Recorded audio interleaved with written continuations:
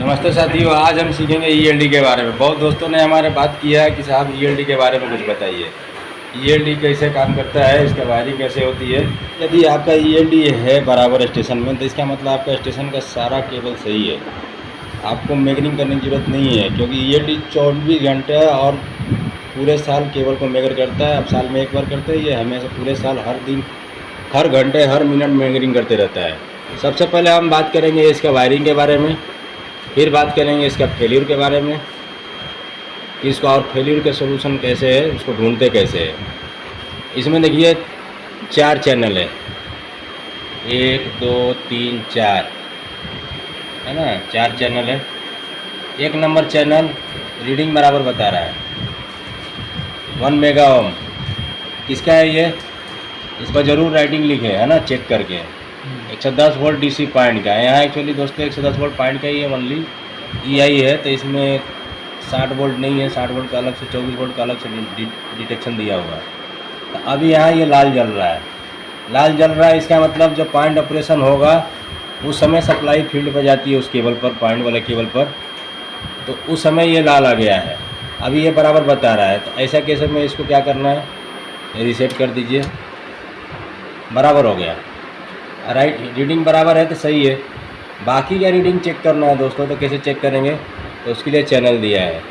इसको 2 नंबर को आपको चेक करना है, तो इसको 2 पर रखिए। 3 पर करना है, 3 पकड़िए। 4 पर करना है, 4 पकड़िए। चारों का रीडिंग यहाँ आपको दिखाएगा। यदि आपको रेंज सेलेक्ट करना है तो इसमें 2 किलो ओम से लेकर के 1 मेगा ओम तक दिया हुआ रेंज सेलेक्ट करने के लिए। इसके अंदर एक स्क्रू ड्राइवर डालिए, स्क्रू ड्राइवर डाल के सेट कर सकते हैं। और यदि किसी में क्या होता है, एक ही पर आपका एक ही मीटर रहता है, बाकी नीचे मीटर नहीं रहता है, तो वैसा केस में क्या करना रहता है, इसको 4 के बाद में एक आइसोलेशन आता है, उसके बाद 6 नंबर आता है, 6 पकड़िए। 6 पकड़ने के बाद में फिर इसका आने लगता है, फिर इसका 7 का 8 का, यहाँ से फिर आप चैनल सेलेक्ट करते जाइए, फिर वैसे होते जाएगा। ये हो गया ऑपरेशन के बारे में। यदि आपका बस बार प्रेजेंट है तो उस समय दोस्तों बस बार प्लस माइनस होके रहेगा, तो यहाँ ये बस बार प्रेजेंट है, यहाँ ग्रीन इंडिकेशन चलेगा। ये हम पीछे आ गए हैं, ये देखिए यहाँ पर आपका लिखा है 230 110 230 0 वोल्ट और नीचे है ग्राउंड कनेक्शन। तो सबसे पहले आप इसमें 110 सप्लाई अवेलेबल है तो 110 में लगाइए एसी में, और 0 में लगाइए। 230 सप्लाई अवेलेबल है तो 230 में लगाइए और 0 में लगाइए। तो ये आपका हो जाएगा पूरा नॉर्मल, आगे का इंडिकेशन आ जाएगा, मीटर आपका चालू हो जाएगा। अब बस बार की बात करें तो बस बार के लिए दोस्तों, जिससे आपको मान लीजिए आपको पॉइंट का 110 वोल्ट का बस बार कनेक्ट करना है, तो आपका पावर डिस्ट्रीब्यूशन बोर्ड से एक फ्यूज से चाहिए, या रिले रूम में एक फ्यूज लगाइए जहाँ पर बस बार जा रही है पॉइंट 110 की, वहाँ पर से आप एक फ्यूज लगा करके लेते आइए। प्लस यहाँ दीजिए, माइनस यहाँ दीजिए, प्लस ऊपर दीजिए और माइनस नीचे दीजिए। एसी है तो फेज ऊपर दीजिए और न्यूट्रल यहाँ दीजिए। ये 2 अर्थ रहते हैं, एक अर्थ E1, एक अर्थ E2। इसके बस बार के जस्ट नीचे एक अर्थ E1 होता है, एक अर्थ E2 होती है। दोनों अर्थ में अर्थ कनेक्शन होना चाहिए। यदि 2 आपके पास अर्थ अवेलेबल है और 10 मेगा ओम के नीचे, 10 ओम के नीचे है, तो आप 2 अलग अलग दे सकते हैं। यदि आपके पास 2 अर्थ अवेलेबल नहीं है, एक ही अर्थ अवेलेबल है, 10 ओम के नीचे है अर्थ, तो वो अर्थ को ही दोनों को दीजिए, कोई दिक्कत नहीं है, वो आपका चल जाएगा। ये है 5 नंबर जो वायर देख रहे हैं वो पोटेंशियल फ्री कॉन्टैक्ट है, यानी कॉमन यहाँ लगाते हैं। पोटेंशियल फ्री एनो कॉन्टैक्ट से लेना आता है, एनो कॉन्टैक्ट के आप लीजिए, डाटा लॉगर में लीजिए, ये डाटा लॉगर के लिए लेने के लिए हो गया। अब देखिए दोस्तों, हमने एक बस बार का वायर यहाँ निकाल दिया है। कहाँ निकाला है भाई, यहाँ निकाला है, यहाँ निकाल। ये देखिए हमने एक बस बार का यहाँ से इंडिकेशन, बस बार का यहाँ से एक वायर हमने बाहर निकाल दिया। ये बस बार है यहाँ पर प्लस माइनस, इसका हमने एक बस बार का वायर निकाल दिया है ना। अब इसको आगे देखिए इंडिकेशन कैसा चल रहा है। 2 निकाला हूँ, यहाँ भी एक निकाला हूँ, यहाँ बस बार का इंडिकेशन चला गया, यहाँ भी बस बार का इंडिकेशन चला गया है।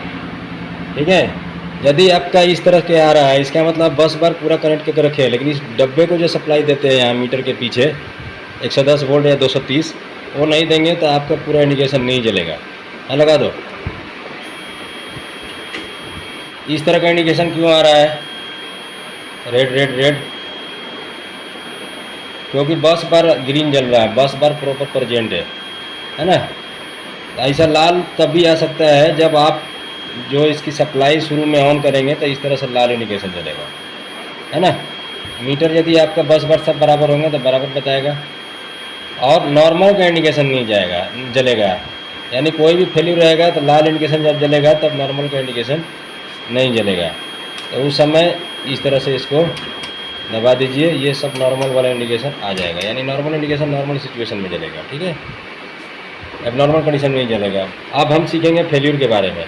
तो दोस्तों, जब भी आपका कोई केबल शॉर्ट फॉल होता है, मतलब तुरंत अर्थ हुआ और फिर चला जाएगा, तो आपका मीटर यहाँ पर बराबर बताएगा। चैनल नंबर 1 में रखिए, जिस चैनल का देखना है आपका उसका मीटर है, उस मीटर पर रखिए। यदि डिजिटल है तो डिजिटल में भी ये चैनल सेलेक्ट करके उस पर रखिए। तो आपको क्या होगा, रेड तो इंडिकेशन आ जाता है, लेकिन आपको वोल्टेज चैनल देखने के लिए और देखने के लिए आपको मीटर को इसको सेलेक्ट करना पड़ता है।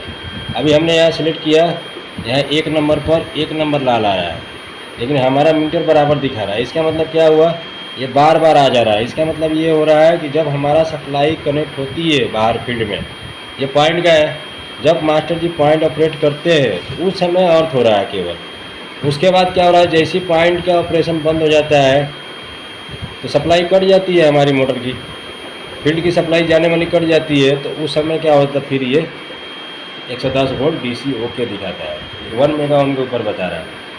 अब इसको हम अभी रीसेट कर देंगे, कोई दिक्कत नहीं है, बराबर हो जाएगा। लेकिन जब भी पॉइंट घुमाएंगे वो आएगा। तो इसका मतलब ये है कि जो पॉइंट घुमाने पर ये लाल आ रहा है वो पॉइंट आपका अर्थ है। अच्छा, जो सिग्नल आप देते हैं DG HG, 110 वोल्ट सप्लाई बाहर जाती है, चाहे 24 वोल्ट सप्लाई कटिंग रिले बाहर उसमें जाती है, तो उस समय उस सिग्नल का उस बस बार का अर्थ है। जैसे कटिंग रिले है HPR का या DPR का, तो इसका मतलब उस समय आ रहा है 24 वोल्ट में, तो जो सिग्नल देते हैं उस समय आ रहा है, तो उस सिग्नल का है। और यदि 110 वोल्ट लाइट सिग्नल में दिखा रहा है, 110 वोल्ट सिग्नल सर्किट में दिखा रहा है, तो इसका मतलब क्या है, वो सिग्नल देने के बाद आ रहा है, तो इसका मतलब वो थोड़ा देर के लिए हमारा अर्थ हो रहा है, फिर चला जा रहा है। सिग्नल जैसे ही हम कैंसिल कर देते हैं फिर चला जाता है। इसका मतलब क्या, वो सिग्नल का अर्थ है। तो सिग्नल का आप पहले एक बार मेन मेगर कर लीजिए उस सिग्नल को, फिर एक बार टेल मेगर कर लीजिए। टेल मेगर करने के लिए आप लोकेशन से करिए, नहीं तो क्या होगा, यहाँ से आप मेगर किए और बराबर आ रहा है CTR से, लेकिन टेल केबल नहीं हो पाता है क्योंकि HG DG नहीं हो जाएगा, RG हो जाएगा आपका। HG DG क्यों नहीं होगा, क्योंकि कटिंग रिले थ्रू होकर जाता है, रिले पिकअप ही नहीं है, तो टेल केबल की सप्लाई जाएगी नहीं आगे। अर्थ देते हैं तो अर्थ भले एक ही दीजिए, दोनों जगह पर दोनों पर अर्थ चाहिए, E1 पर भी चाहिए, E2 पर भी चाहिए। दोनों पर जब अर्थ देते हैं, 3 नंबर वायर में भी, 3 नंबर टर्मिनल पर भी, 4 नंबर टर्मिनल पर। लेकिन वो ध्यान रखिए, जो अर्थ का वैल्यू है 10 ओम से ज़्यादा नहीं होना चाहिए, उससे कम होनी चाहिए। नहीं तो आपका क्या होगा, इसमें से 2 लाल जलेगा, 2 बराबर होगा, 2 लाल जलेगा, 2 बराबर होगा, 1 लाल जलेगा। आप रीसेट करते रहिएगा।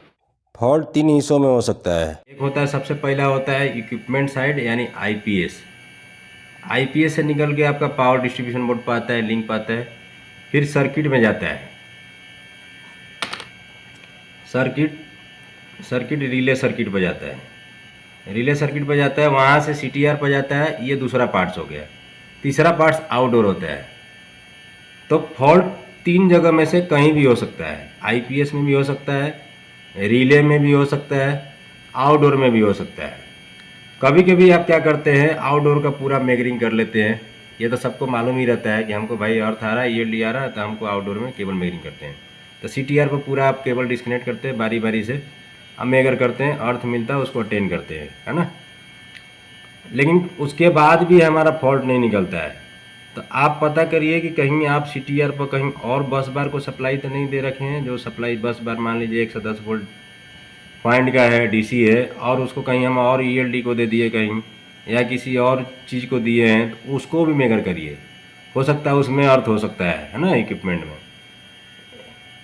यदि उसको मेजर करके देखिए तब ठीक है। और उसके बाद भी आपका अर्थ नहीं निकलता है, तो एक हो सकता है रिले साइड हो सकता है और IPS साइड हो सकता है। तो रिले साइड एक्चुअली दोस्तों होता नहीं है फॉल्ट, लेकिन कभी कभी सप्लाई मिक्स हो जाती है। Stand by fuse alarm box में भी आपकी सप्लाई मिक्स हो गई, negative 24 volt external up, 24 volt external down, या रिले इंटरनल या रिले एक्सटर्नल दोनों 24 वोल्ट मिक्स हो गया, बस बार मिक्स हो गया, तो उस समय क्या होगा, आपका ELD अर्थ बताते रहता है। तीसरा आता है IPS side. IPS side failure आपको पता करना है दोस्तों, तो आप जो पावर डिस्ट्रीब्यूशन हो यहाँ पर लिंक कट करिए, है ना। लिंक कट करके फिर आप ELD का जो कनेक्शन किए हैं बस बार का, वो कनेक्शन यहाँ से दीजिए, है ना। यहाँ से बस बार को ELD को दीजिए, है ना, टू ELD के बस बार को दीजिए। अब उसके बाद आपका अर्थ आ रहा है, क्योंकि हमने तो पूरा relay side outdoor side cut कर दिया, उसके बाद भी आपका अर्थ आ रहा था, इसका मतलब IPS साइड इक्विपमेंट में उसका DC कन्वर्टर कार्ड या ASU कंट्रोल कार्ड, या यदि 110 वोल्ट DC का है तो बैटरी साइड या SMR साइड के आउटपुट साइड में भी अर्थ हो सकता है। एक ऐसा फेलियर हुआ था हमारे यहाँ जिसमें कंट्रोल कार्ड में अर्थ था, हमने काफ़ी दिन उसको ढूंढा, एक एक कार्ड निकाल के किया, सभी कार्ड चेक किया, DC कन्वर्टर कार्ड चेक किया, इन्वर्टर चेक किया, SMR चेक किया, फिर भी नहीं मिला। बाद में क्या हुआ, एक दिन AT की सप्लाई अर्थ हो गई, जला तो हमारा अर्थ घुस गया IPS में, IPS बंद पड़ गया, EI बंद पड़ गई। तो इसको नदारत न करिए, इसको बराबर ढूंढिए। इसके बाद भी आपका चैनल कार्ड सही नहीं होता है, लाल इंडिकेशन शो करता है, तो आप चैनल कार्ड बदलिए। बदलते समय ध्यान रखिए कि AC वाला चैनल कार्ड को AC वाला चैनल कार्ड के स्पेयर कार्ड से बदले। यदि DC है चैनल आपका तो चैनल DC का ही कार्ड लगाएं।